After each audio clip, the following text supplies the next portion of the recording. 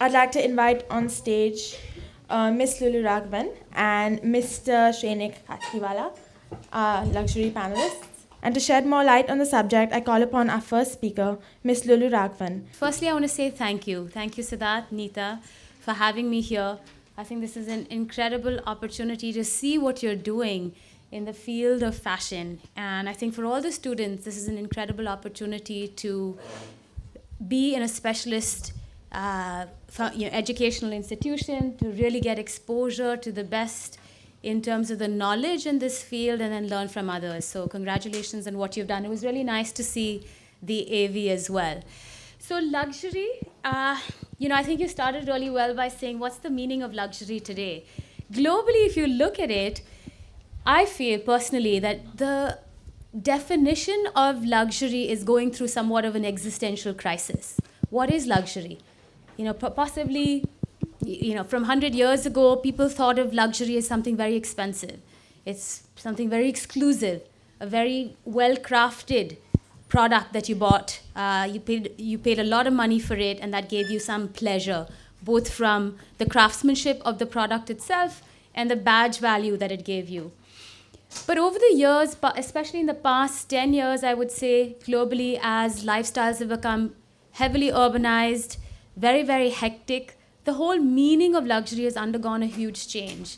Now, just having time and space is luxury itself. So when you talk about luxury, especially depending on the target audience, you have to be really careful that we're not just talking about the Gucci's and the Armani's and the Louis Vuittons and the big brands of the world and the branded products, but it could be as simple as sitting at home and being able to shop, which is a luxury itself. So in terms of luxury in India, maybe I can just say something for a few minutes in terms of the market opportunity. Why are all the big global brands looking at India? What are some of the challenges of the Indian context? And what are the opportunities? For some of you who are sitting here, you may be starting the next big fashion brand from India in the next 2 to 3 years. So what's the opportunity that you should be tapping into? So let's just start with the market at first. I think everyone knows that India is in the sweet spot of luxury right now globally. The Western markets have all saturated, and the Western brands are looking for new avenues of growth. Everyone says that we are where China was 10 years ago. We're at a tipping point now, though, because there's fantastic momentum.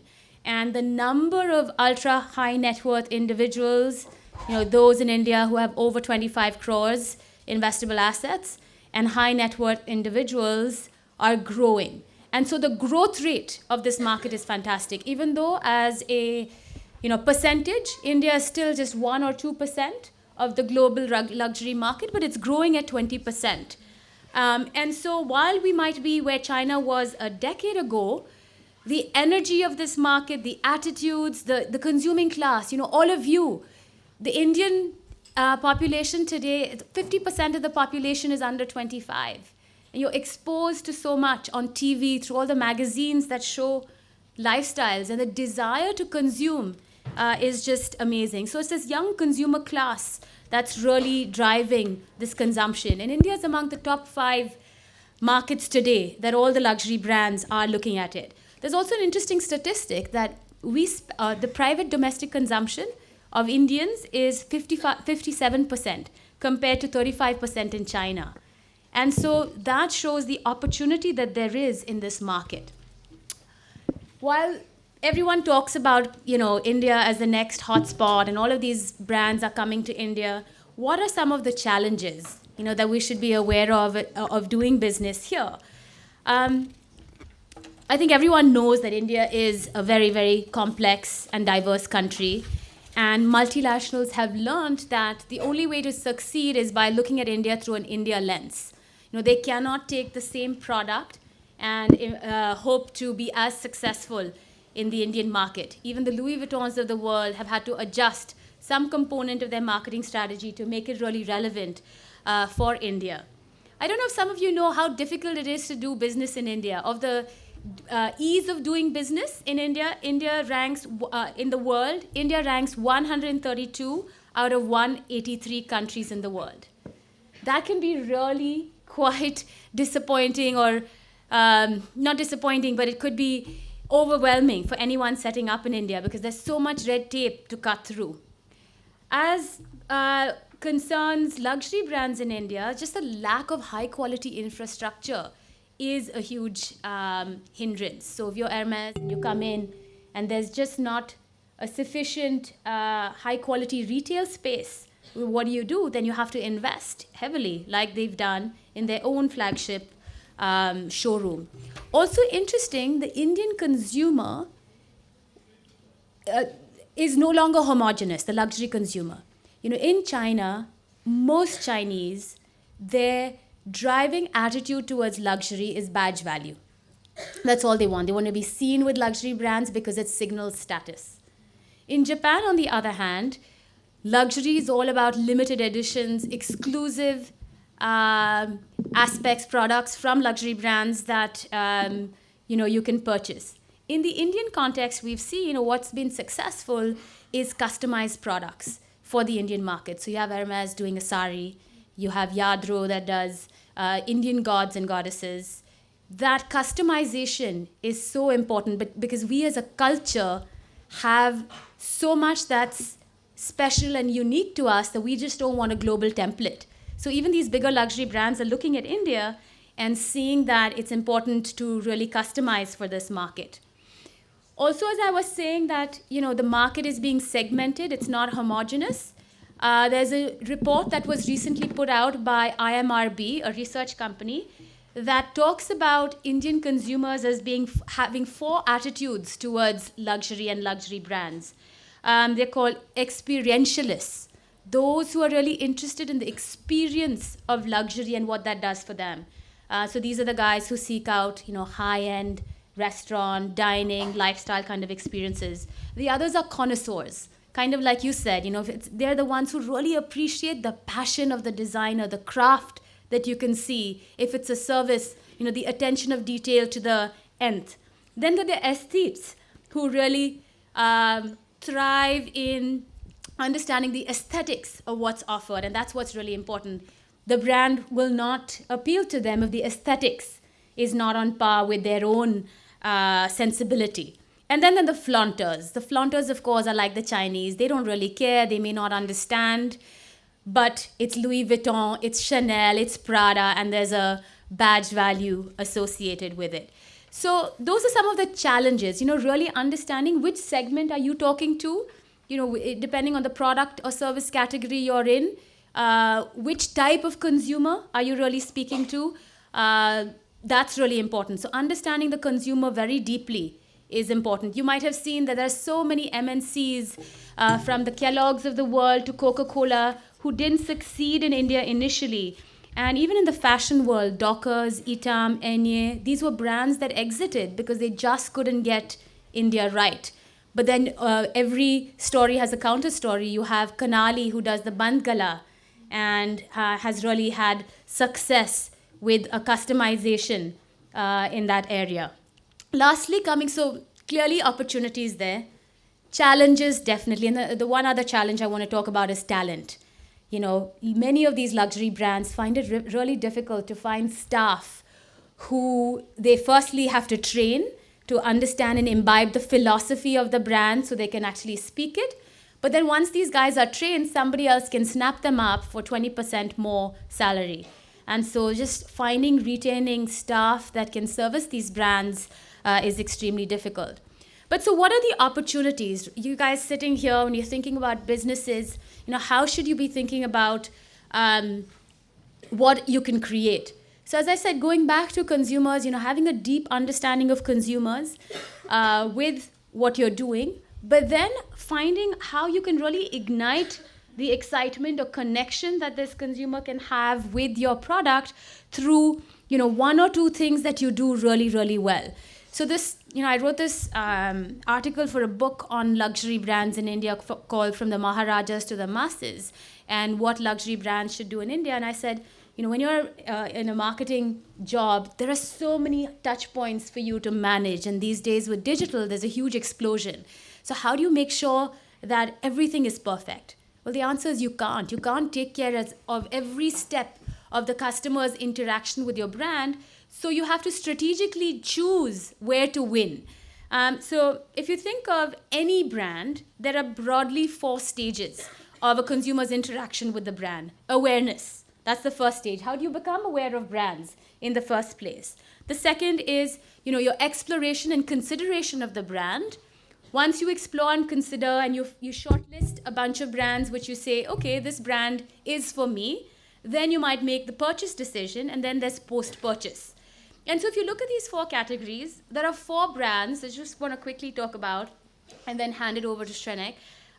What these brands are doing differently, they are not perfecting the entire, all 4 stages of the customer journey. They are actually focusing very strategically on 1 or 2, and that's really reaping rewards for them. So the first one is actually Dior. Dior focuses heavily on awareness, on creating awareness, and they invest heavily in PR, in product placement. I'm sure everyone's seen the movie Aisha. I think there were 26 outfits of Dior. That was very, very strategic for them. And then they also chose Kalyani Chawla. She's not a film star, but she's someone from, well-heeled society who became the walking, talking ambassador of the brand. And she wore nothing but Dior. And she walked around and, people saw her, people saw what she wore, and all her friends and friends' friends said, I want that. And so awareness is what Dior totally focused on. Exploration and consideration. This part of the journey becomes extremely important if it's a very high-end brand. So the brand that does this really well, in my opinion, is Audi. Everyone familiar with Audi? They have invested heavily in the showroom. How many of you have been to an Audi showroom? I think you'll agree with me that every step, from the minute you get in to the time you leave, every part of your journey inside is well curated.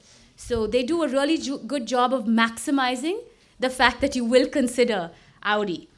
What they also do is they leverage technology. That's becoming increasingly important for consumer brands. I don't know if you remember the A8 launch.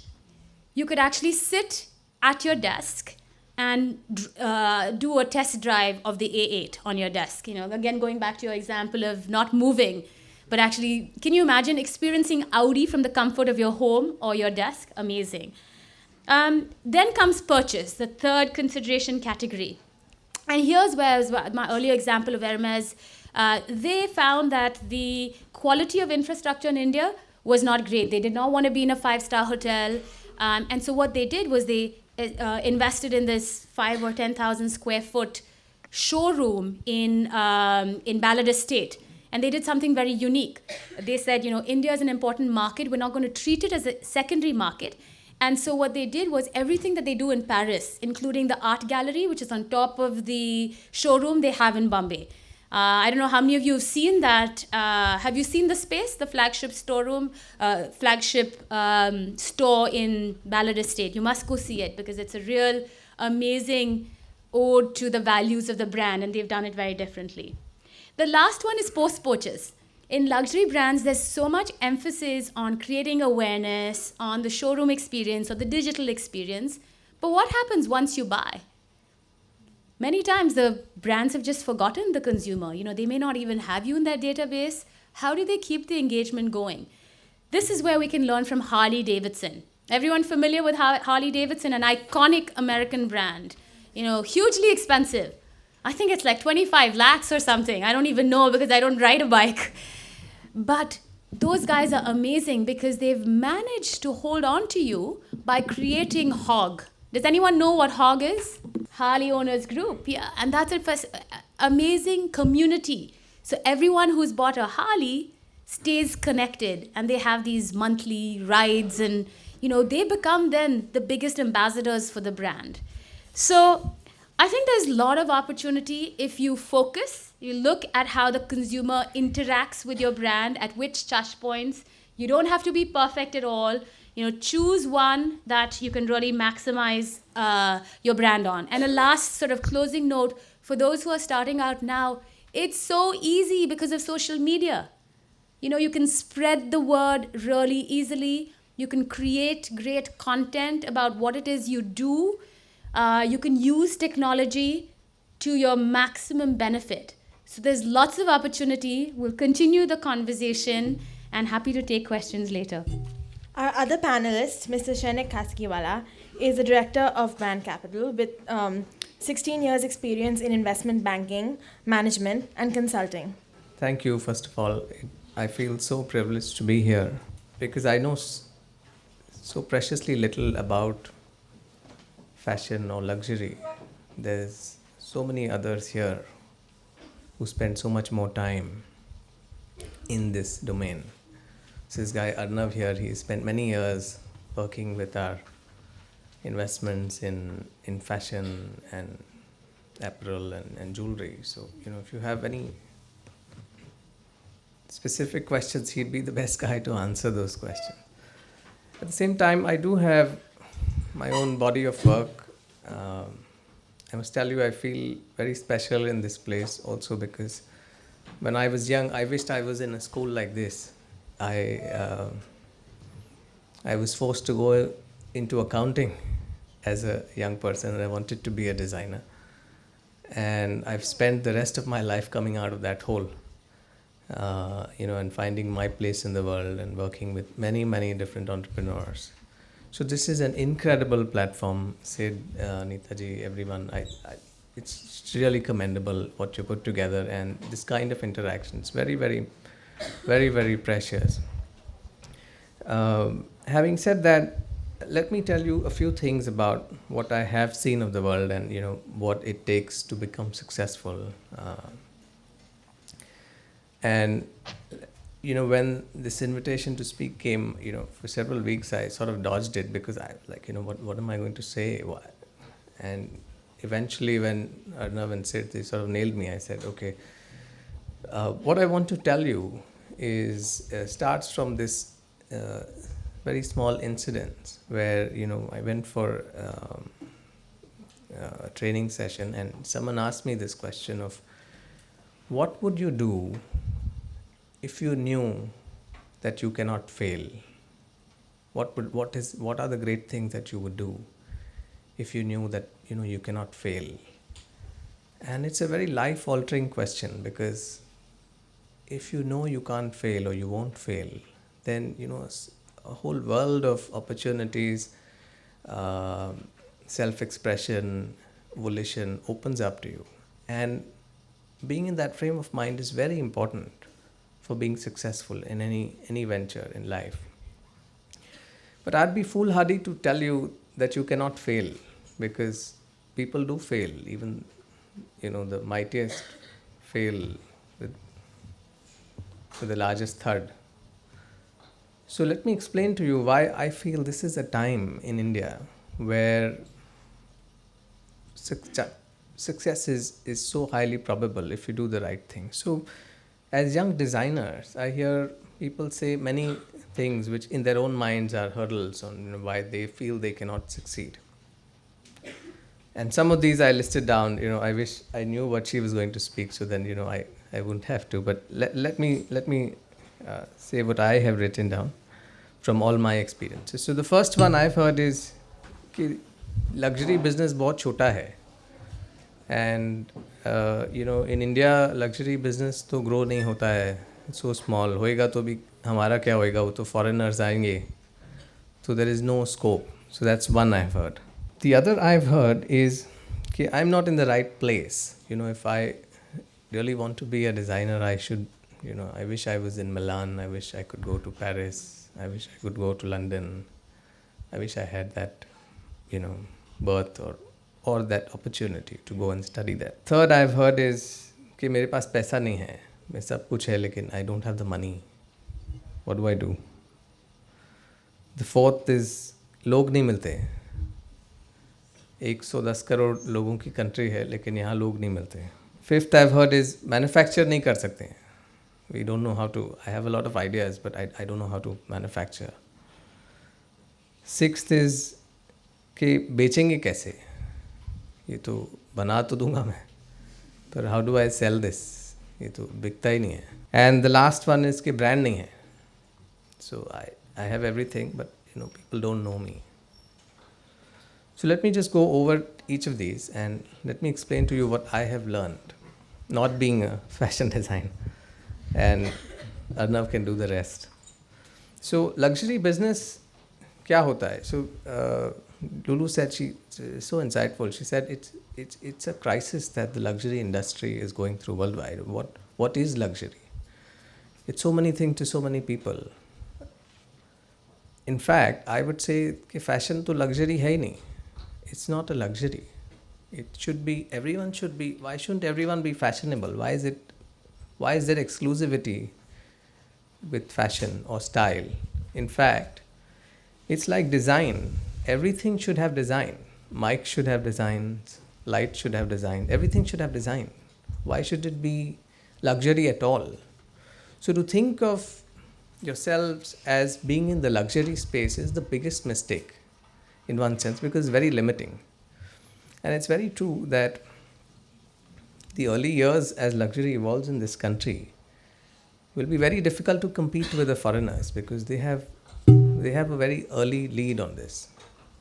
So don't play the luxury game. You have to play the inclusivity game of how do I make this for everybody. Design should be everybody. It's about self-expression of your clients who you design for, who you want to buy from you. It's about your passion. It's about brands and what brands stand for. And importantly, as you're cultivating the ability to succeed, it's about empathy. Because when you have empathy for the client is when you will design far better. Because you understand, okay, the young people today, what do they really need? What are they about? How do they express themselves? And then you'll be a far better designer rather than saying, okay, how do I win the luxury market? That's a very difficult game to win. So that's number one. Number two was place. So to say, okay, until I go to Milan, I can't succeed. I need to do a course in Milan or whatever else. Let me tell you that most of these iconic brands which she spoke about first became very successful in their home markets. For any brand, whether it's Apple, whether it's Audi, whether it's Dior, first you have to win a home market. That's when you go and win international. You can't go international, win that, and then come and win the home market. Fortunately for us, we are sitting on such a large home market. In fact, if you ask me, the European market for consumption of these items is actually either stagnant or shrinking. So it's a very large opportunity to first win the home market. And people say, यहाँ पे inspiration नहीं मिलता है. Today with collaboration, technology, I'm sure Pinterest and the likes, there's enough that one can access on current trends, designs, to be able to at least know, if not be inspired about global trends. And I actually feel that in 10-15 years time, global trends will start being set here rather than coming from abroad to here. That's my vision. The third thing I've heard very often is paisa nahi hai. Let me tell you, the amount of money available in this country today is unprecedented. Not only domestic money, but also foreign money. So there are so many angel investors, there are so many venture capitalists, there are so many private equity investors, there are strategic investors. So money is available for the right entrepreneur. There is huge amount of money available. So one should never feel, of all things, कि पैसा नहीं है. पैसा बहुत है around. For the right idea, for the right person who can do many balancing acts that will need to be done to succeed in this space, there is enough money. So never feel curtailed for money. The fourth thing I've heard is log nahi milte hain. We can do all this, lekin people keep leaving us. It's ironic. India has, if one has to succeed in a volatile world, and it will increase globally, in financial terms, it's a very volatile world. And it's getting more and more volatile because there are more cycles. So there was, I don't know if you read about these things, but let me just share. So in economics and finance terms, the last downturn seen in the US would in the earlier century was perhaps the 1970s. Then came the 2000 crisis. Then came the 2007 crisis. Now between 2007 and 2009 there was another crisis. So it's just coming faster and faster. So it's becoming more volatile. Also, for the developing countries, which depend on the developed countries for money and for capital, it's even more aggravatedly so, because here we don't have our own resources. So for us, it's even more volatile. In this kind of a volatile world, the most successful people are the entrepreneurs, and we have such a huge quantum of entrepreneurs. If you can convert people around you to say, I want to build a team of people to be able to succeed, this is the most fertile place to find new entrepreneurs. So the question is, how do I convert my vision of a team into a bunch of entrepreneurs who are working with me? There are many tools available in finance, so you can share ownership of companies, there are stock options and such like. So if you think around those terms, these problems can be solved. So a person who not only works for you, but also owns the company in some manner is such an incredible resource, and this is such an incredible place to find such people. The fifth thing I hear is manufacture nahi kar sakte. You'll be amazed that India is a net importing country, but amongst the largest value of exports that the country makes, apart from jewelry, is textiles. So very clearly within India is the ability to manufacture, and in very large quantums, garments which are of global quality. So what are we then missing? So why cannot a designer tie up with some of the manufacturing experts, some of the very large manufacturing companies in India? So what the manufacturing already hai, is that we are not being able to see it. The sixth thing I hear is distribution nahi hai. Retail kaise karenge isko? And retailers themselves are in such bad shape.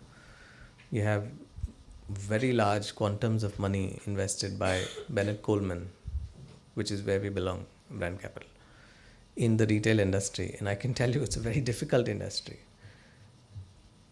But that should not be an access problem for a young designer, because today there's internet that's just breaking down the entire system of distribution in this country. So some people say, this whole mechanism of distribution, which it's a very American conception of distribution, because having so many Walmart-like chains of stores, same stores, came from an era in America when consumerism was exploding, but also the cost of infrastructure was very low. Cost of capital was very low. When there was so much infrastructure being set up, setting up a mall incrementally is not very high cost. Also, interest rates are very low. In India, both of them are problems. There's no infrastructure. So there's a burden on the person building the mall to do the electricity generation, the security, the road laying before, after the mall, and so many such things which make it very, very difficult for a person to afford. And then there is a cost of it. So if you borrow money from outside, there's a cost of interest which is penal almost. So the model for retail growth, which started from America, is no longer the only solution for India, because the retail industry has come to a grinding halt. So what is the right model to distribute in India is still being discovered. But I feel that the Indian consumer for products is everywhere. It's not just Bombay and Delhi or Bangalore. It's in so many other cities. How does one reach so many cities without creating overhead, and while also being able to communicate your product and its features? She just spoke about Audi and how they give you a test drive on your desk at home. So internet is a very large answer, and my bet is that that's going to be even larger in years to come. So one should never feel constrained by distribution, or so if I create some very different types of garments, how will they will sell? People will buy them if they're able to see it even on the internet. They're very easy to sell. And the last thing was कि branding कैसे करेंगे? Branding is formidable for even larger companies, and that's what I do for a living. We work with So we are part of Bennett Coleman. We work with many small growing companies on establishing their brand by sharing part of the cost of branding. So there are many mechanisms like these which are available. We are perhaps India's largest venture capital fund. We've invested about 10,000 crores in 600 brands. So if you think beyond the traditional way of branding and think of partnerships, it will be very easy to break this barrier in your own mind. So those are the 7 things that I had. Does anybody have any questions? What I want to ask about is that when you talk about that when international brands want to come into India, they need to adapt to the Indian market. And then you said, well, at the same time, that the Indian designers who are budding, who want to make international market, how much do you think they even consider the international market at the beginning? Because when we're looking at designers, most of them want to design, say, Indian clothes, and that's the way it kind of works in India for them to get the recognition and the growth at the beginning.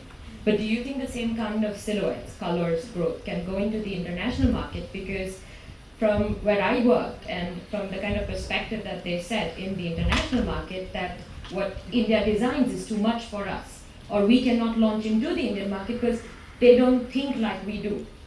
And how do you think that the students can probably have a bridge between them? Because they might want to emerge in India, but then that kind of restricts them for the international market because we're so different as a country. I would say the era of global brands is almost over. Every country is so unique and different in many ways, especially a country like India. I would go back to what Shrenik said to say, and it's a very insightful point. Any brand that is globally successful has first cracked the home market. So don't put the bar so high by trying to do everything initially.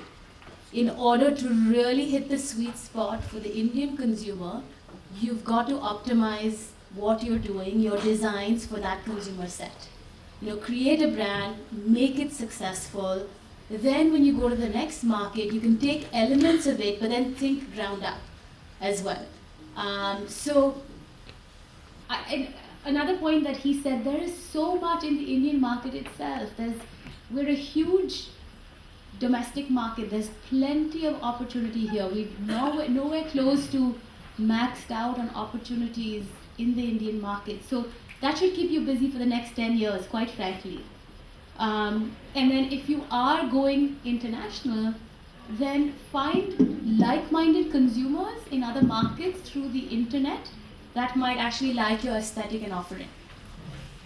So my advice would be, start with the target market that you want to succeed in and get to know that consumer, her or his attitudes, aspirations, lifestyles, insights into how design and fashion fits into their life, what they're inspired by. You as a designer, what inspiration you can bring to enhance and add value to their life. Just focus on that target.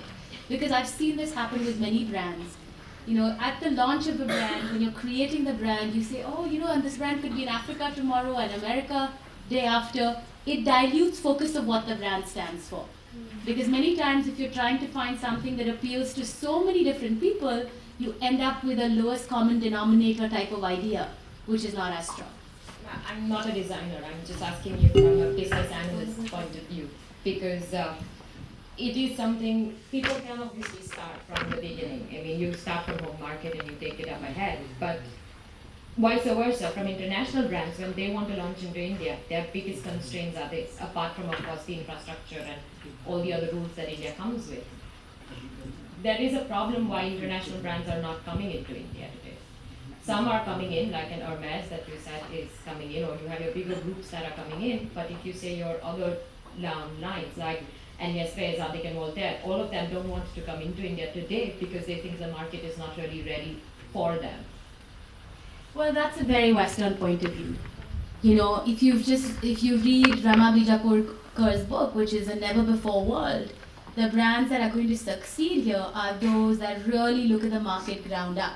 Why are those brands saying India is not ready for them? Because they're lazy. They don't want to, do anything to their product. They just want to find markets in the world where they can shove their product. They don't want to actually think about the consumer that they're serving and understand how they're fitting in with that consumer's life. So my view is, as a brand, you need to have a very clear point of view, a philosophy on what you stand for, who you serve, and now through the internet, I think you can find enough of a market outside of your home country as well. What, according to you, is the difference between the consumers in India and that of abroad? What is your experience about it? I think that luxury earlier was all about a symbol of status and prestige. But I think that has changed drastically over the period of time. But in India, it's still 50% status and badge value. But 50% is still about more on value, because value is something I don't think will ever go away from India. It's also about the feel-good factor. It's about the flaunt, like especially when it is coming to Indians, I think that bling element and the flaunt is very important. Because I think that every single woman in India who's actually adorning or even getting into fashion actually wants, I think it should be a feel-good factor, not just about making me feel good, but also people actually coming and telling me, oh wow, how beautiful you're looking. And it should be like, no, not just the product being the showstopper, but the woman adorning or wearing or stylizing herself being the showstopper. Can you please tell me what's the strategy to be used in India compared to abroad? Like, what is the difference? India is not different. It's really unique. It's actually a very idiosyncratic market. Everything, we're not homogenous at all. Consumers differ from city to city, even from neighborhood to neighborhood. And so really looking at India from an India lens is very important. And so that understanding of who you're designing for, who you're creating for, is paramount. I mean, it is important anywhere in the world, but in India more so. And so I think just thinking different, going back to global brands in India, I think it's just don't transport what works somewhere else to here. And for everyone here who's a budding designer, jeweler, somebody who's actually creating, just have a vivid portrait of the consumer in mind, spend as much time truly understanding that person's life and how they interact with the category, whether it's fashion or jewelry, get insights into how you can add value to their lives. So that's how it's different. I think I also said earlier, just in terms of China and Japan specifically, or even the West, I agree with Varna in terms of the badge value still being important, but increasingly that's changing. So understanding which type of consumer you're speaking to and what luxury means to them is really critical. I think that, when I read something I found quite interesting, which I would want you to share with you all. I think factory made has been taken by China. I think the one thing that we can do is handcrafted. Because I think that the skilled labor we have in India, considering the money also we pay to them, as well as the artisan value that they have, is much more than anybody in the world. So I would say that handcrafted is something where India could actually take, because there is going to be a shortage. So with academies like this coming up and getting the right talent is going to be the instrumental factor in taking India globally. On a personal level, they say that Indians make the worst guests but the best hosts. But I find that when it comes to companies, we don't have a very good customer service module in place. I find that we're lacking that. So my question to you is, what is the kind of module you've obviously serviced each and every one of your clients on your own. You've developed a method. What do you think is a good method we should adopt? I think the 4 important elements which have worked for me and which works in India. The person needs to be stylish, for sure. The person needs to be famous. But the most important element is the person needs to be warm, humble, non-intimidating.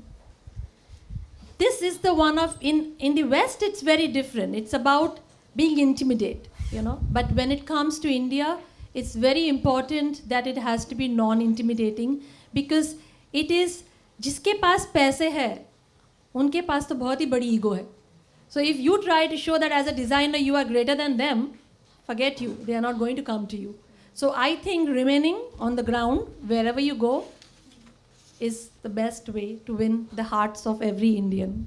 I think I would also say that, treating, no matter which industry you're in, especially in a service industry, the driving philosophy could be Atithi Devo Bhava, where every consumer is truly, treated like God. Whether it's a dealership, you're walking into a dealership or you're walking into a 5-star hotel, when the person who's servicing you treats you as truly special and is not distracted, is making eye contact with you, is truly attending to your need, I think then you can actually achieve great service.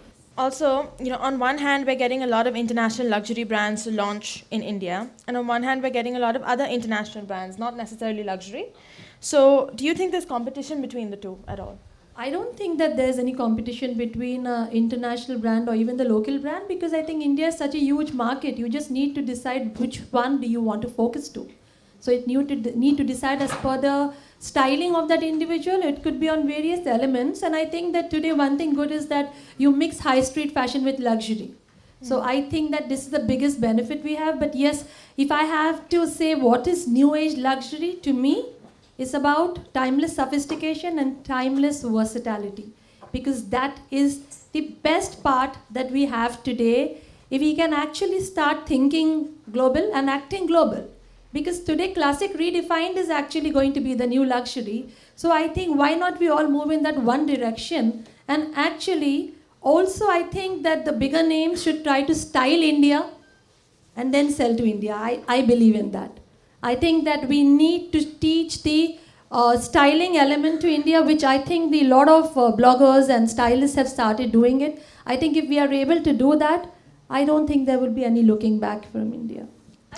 Many times competition and the way we view competition from an industry perspective tends to be very different from an actual consumer perspective. So, I work a lot with the hospitality industry, and brands are obsessed on whether they're 5-star, 4-star, 3-star, what categorization they are.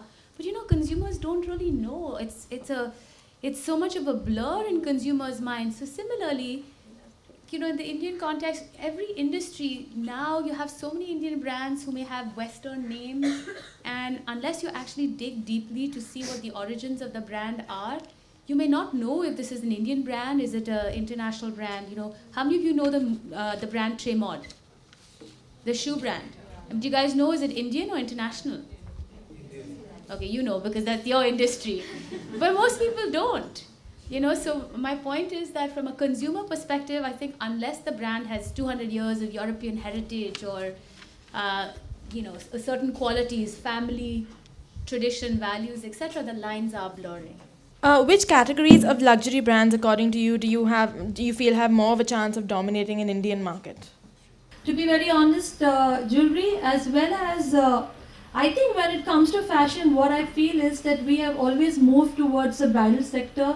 If we are able to move to your semi-formals and create a niche in the casual or the semi-formal, I think then that would be the great success story of the Indian fashion brand also.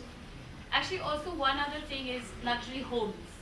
That is growing rapidly, and as a percentage of the market, there's a lot of interest in that. People want to get and own luxury homes. So I was just adding luxury homes as a category as well.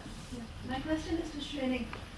When you look at investing in a brand, do you look at the lineage of the brand, the work that's done, or do you just look at the brand factor? We would look at both. There are some brands which stand for lineage, and therefore we would look at lineage. There are some brands which defy lineage and therefore stand for new age, and therefore are relevant in investing terms because they address a growing market, and we will look at that too. So we do look at both. I would like to know when do you feel as we were been discussing earlier that the quality of retail in India is due to the lack of infrastructure. So when would that look for a change? I mean, if you look at developers and mall development, luxury mall development plans across India, whether it's Mumbai, Delhi, even Hyderabad, I think in the next 3 to 5 years, there is a lot of investment that's being made in having higher quality infrastructure. Now, Are these all going to come through? Are the brands going to wait till it happens? Who really knows? But I think Ferragamo should take a cue from Hermes. To win and succeed in India, you have to be committed to India. And if you want to be committed to India, then you got to put your big bucks here. So, if there is no high quality infrastructure, create your own. So that would be my 2 bits. So I think there are 2 or 3 parts to that. I think that the couple of macro triggers to that will be really the FDI in retail. I think that's a big one. Similarly, I don't know if you know, but real estate investments by foreigners are also limited. So if they were to ever open that up, I think that could be a big part of the answer. Because here, I don't know if there's so much capital available to put into retail. ROIs are not great. But I think that's part of the answer. I think for a brand, it's very important what she said, that for a brand to think that they're going to wait till that occurs, I find it very defeating, because what does it take for a brand to create its own microcosm where you have the experience? And how else would a brand with lineage, or even a brand who's starting a new lineage, how else will they expect to create that experience unless they take the lead? And as she said, Hermes, what's stopping them? I'm really not clear if they understand that it's for them to take the lead and create. So of course they can't set up 100 such outlets or create 100 such products. But even if they were to create 1 or 2 iconic products or 1 or 2 experience zones, like Apple has this New York store, that's powerful enough to galvanize the brand and its ecosystem and its how consumers take to it, I feel.